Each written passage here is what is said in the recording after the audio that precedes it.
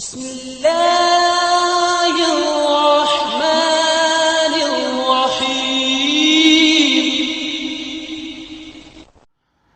اعوذ باللہ من الشیطان الرجیم بسم اللہ الرحمن الرحیم۔ السلام علیکم۔ آج آپ کا میزبان ڈاکٹر کاشف بشیر تفہیم القرآن سیریز کی قسط نمبر 164 کے ساتھ آپ کے سامنے حاضر خدمت ہے، جس میں ہم انشاءاللہ سورہ التوبہ کی آیت نمبر 94 سے آغاز کر رہے ہیں، اور یہاں سے ہمارا 11واں پارہ یا تذیرون بھی آغاز پارہ ہے۔ اللہ سے دعا ہے، اللہ تعالیٰ کا لاکھ لاکھ شکر ہے کہ اس کی توفیق اور اس کی قدرت کے بغیر یہ سلسلہ ممکن نہیں تھا۔ اللہ تعالیٰ کا لاکھ لاکھ شکر ہے، اس نے ہمیں توفیق سے نوازا اور آپ لوگوں کو بھی ہمارے ساتھ جڑنے کا موقع دیا۔ اللہ تعالیٰ ہمارے پڑھنے کو اور آپ کے سننے کو قبول فرمائے اور اس کوشش کو ہماری مغفرت کا ذریعہ بنا دے۔ یعتذرون الیکم اذا رجعتم الیہم قل لا تعتذروا لن نؤمن لکم قد نبأنا اللہ من اخبارکم وسیر اللہ عملکم ورسولہ ثم تردون الى عالم الغیب والشہادۃ فینبئکم بما کنتم تعملون۔ ترجمہ: تم جب پلٹ کر ان کے پاس پہنچو گے تو یہ طرح طرح کے عذرات پیش کریں گے، مگر تم صاف کہہ دینا کہ بہانے نہ کرو، ہم تمہاری کسی بات کا اعتبار نہ کریں گے۔ اللہ نے ہم کو تمہارے حالات بتا دیے ہیں، اب اللہ اور اس کے رسول تمہارے طرز عمل کو دیکھے گا، پھر تم اس کی طرف پلٹائے جاؤ گے جو کھلے اور چھپے سب کا جاننے والا ہے، اور وہ تمہیں بتا دے گا کہ تم کیا کچھ کرتے رہے ہو۔ سَيَحْلِفُونَ بِاللَّهِ لَكُمْ إِذَا انقَلَبْتُمْ إِلَيْهِمْ لِتُعْرِضُوا عَنْهُمْ فَأَعْرِضُوا عَنْهُمْ إِنَّهُمْ رِجْسٌ وَمَأْوَاهُمْ جَهَنَّمُ جَزَاءً بِمَا كَانُوا يَكْسِبُونَ۔ ترجمہ: تمہاری واپسی پر یہ تمہارے سامنے قسمیں کھائیں گے تاکہ تم ان سے صرف نظر کرو، تو بے شک تم ان سے صرف نظر ہی کر لو، کیونکہ یہ گندگی ہیں اور ان کا اصلی مقام جہنم ہے جو ان کی کمائی کے بدلے میں انہیں نصیب ہوگی۔ تفسیر میں آیا کہ پہلے فقرے میں صرف نظر سے مراد درگزر ہے، اور دوسرے فقرے میں قطع تعلق یعنی طنز میں یہ کہا گیا ہے،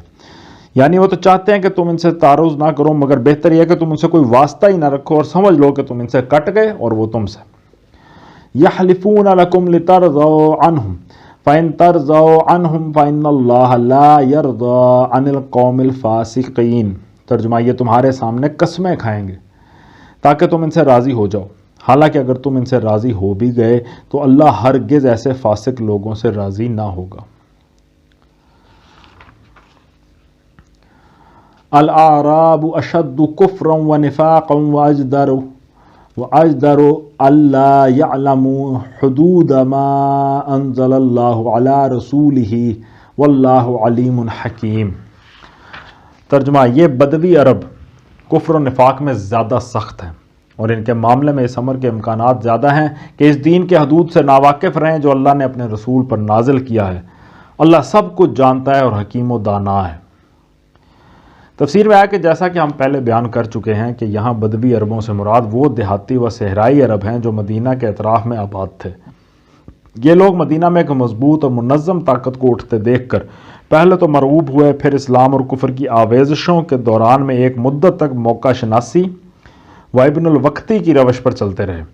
پھر جب اسلامی حکومت کا اقتدار حجاز و نجد کے ایک بڑے حصے پر چھا گیا اور مخالف قبیلوں کا زور اس کے مقابلے میں ٹوٹنے لگا، تو ان لوگوں نے مصلحت وقت اسی میں دیکھی کہ دائرہ اسلام میں داخل ہو جائیں، لیکن ان میں کم لوگ ایسے تھے جو اس دین کو دین حق سمجھ کر سچے دل سے ایمان لائے ہوں اور مخلصانہ طریقے سے اس کے تقاضوں کو پورا کرنے پر آمادہ ہوں۔ بیشتر بدویوں کے لیے قبول اسلام کی حیثیت ایمان و اعتقاد کی نہیں بلکہ محض مصلحت اور پالیسی کی تھی۔ ان کی خواہش یہ تھی کہ ان کے حصے میں صرف 2 فوائد آ جائیں جو برسر اقتدار جماعت کی رکنیت اختیار کرنے سے حاصل ہوا کرتے ہیں، مگر وہ اخلاقی بندشیں جو اسلام ان پر عائد کرتا تھا، وہ نماز روزے کی پابندیاں جو اس دین کو قبول کرتے ہی ان پر لگ جاتی تھیں، وہ زکوٰۃ جو باقاعدہ تحصیلداروں کے ذریعے سے ان کے نخلستانوں اور ان کے گلوں سے وصول کی جاتی تھی، وہ ضبط و نظم جس کے شکنجے میں وہ اپنی تاریخ میں پہلی مرتبہ کیے گئے تھے، وہ جان و مال کی قربانیاں جو لوٹ مار کی لڑائیوں میں نہیں بلکہ خالص راہ خدا کے جہاد کے لیے وقف کرنی تھیں، ان سے طلب کی جا رہی تھی۔ یہ ساری چیزیں ان کو شدت کے ساتھ ناگوار تھیں اور وہ ان سے پیچھا چھڑانے کے لیے ہر طرح کی چال بازیاں اور بہانہ سازیاں کرتے رہتے تھے۔ ان کو اس سے کچھ بحث نہ تھی کہ حق کیا ہے اور ان کی اور تمام انسانوں کی حقیقی فلاح کس چیز میں ہے۔ انہیں جو کچھ بھی دلچسپی تھی وہ اپنے معاشی مفاد، اپنی آسائش، اپنی زمینوں، اپنے اونٹوں اور بکریوں اور اپنے خیموں کے آس پاس کی محدود دنیا سے تھی۔ اس سے بالا تر کسی چیز کے ساتھ وہ اس طرح کی عقیدت تو رکھ سکتے تھے جیسی پیروں اور فقیروں سے رکھی جاتی ہے کہ یہ ان کے آگے نظر و نیاز پیش کریں، اس کے عوض ترقی اور روزگار اور آفات سے تحفظ کی دعائیں منگوائیں، ایسی ہی دوسری اغراض کے لیے ان کے تعویذ گنڈے دیں اور ان کے لیے دعائیں کریں۔ لیکن ایسے ایمان و اعتقاد کے لیے وہ تیار نہ تھے جو ان کی پوری تمدنی، معاشی اور معاشرتی زندگی کو اخلاق اور قانون کے ضابطے میں کس دے اور مزید برآں ایک عالمگیر اصلاحی مشن کے لیے ان سے جان و مال کی قربانیوں کا بھی مطالبہ کرے۔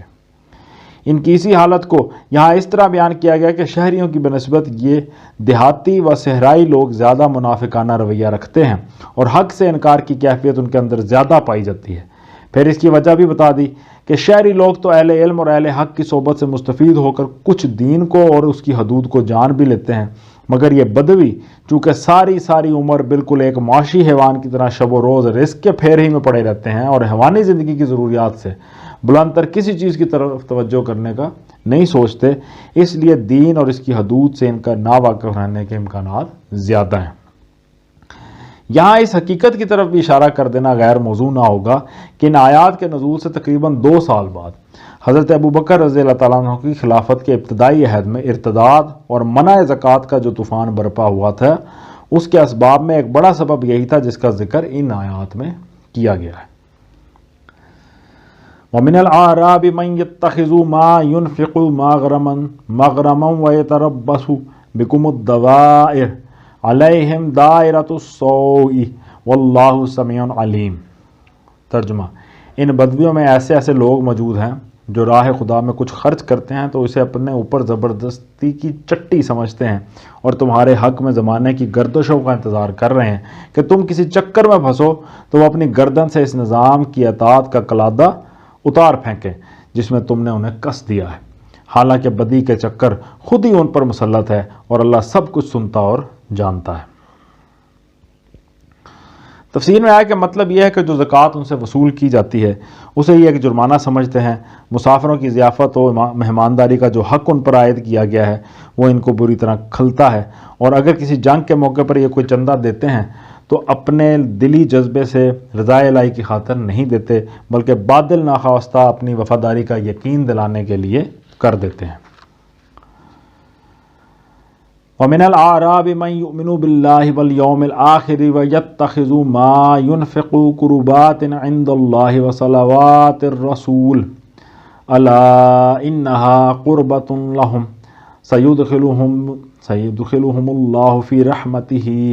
إِنَّ اللَّهَ غَفُورٌ رَحِيمٌ۔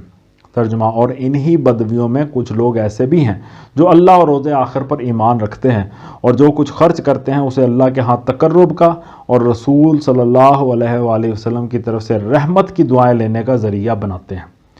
ہاں، وہ ضرور ان کے لیے تقرب کا ذریعہ ہے اور اللہ ضرور ان کو اپنی رحمت میں داخل کرے گا۔ یقیناً اللہ درگزر کرنے والا اور رحم فرمانے والا ہے۔ صدق اللہ العلی العظیم۔ الحمدللہ، آج ہم نے سورہ التوبہ کی آیت نمبر 99 تک کا ترجمہ اور تفسیر پر غور کرنے کی کوشش کی ہے، اور اللہ تعالیٰ سے دعا ہے کہ اللہ تعالیٰ ہمیں اپنے اعمال درست کرنے کی توفیق عطا فرمائے، ہمیں نیک اعمال کرنے کی توفیق عطا فرمائے، ہمیں نیک اعمال کرنے کی ترغیب دینے کی توفیق عطا فرمائے۔ اسی دعا کے ساتھ آپ سے اجازت چاہیں گے۔ اپنا بہت خیال رکھیں۔ آپ لوگوں کا بہت بہت شکریہ۔ اللہ حافظ۔